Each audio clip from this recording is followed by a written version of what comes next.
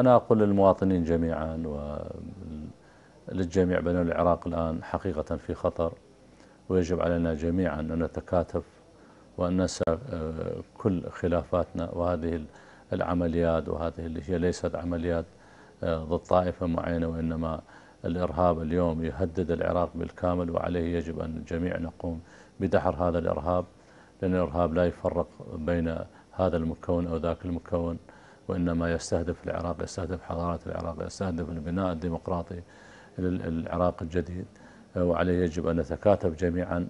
وأعتقد خير رسالة لهذا التكاتف هو رسالة السيد السيستاني، وكذلك رسالة علمائنا الأجلاء الذين لبوا النداء ليكون هذا النداء هو نداء حق ضد الباطل. وأعتقد جميع العراقيين اليوم لبوا هذا النداء، وإن شاء الله وأنا أطمئن جميع العراقيين بأن هذه المعركة سوف يكون النصر بجانب الخير.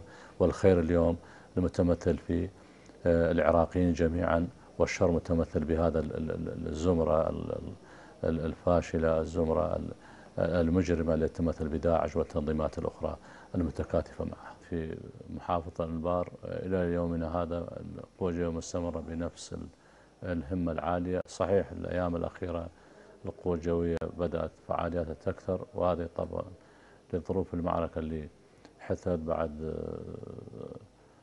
سقوط مدينة الموصل وكذلك تفديد بيادي الإرهابيين. القوة الجوية طبعا ضرباتها مركزة بشكل دقيق، تستخدم الصواريخ دقيقة من خلال الطائرات الموجودة لدينا، وهذه الصواريخ هي حقيقة لا تقبل الخطأ. وأيضا لدينا أسلحة أخرى نستخدمها بالوقت الحاضر لدك أوكار الإرهابيين والقتلة والمجرمين. هذه الضربات حقيقة هي تكمل ما تقوم به القوات الأخرى، سواء كان إخواننا في طيران الجيش وكذلك القوات البرية والجهاز مكافحة الإرهاب.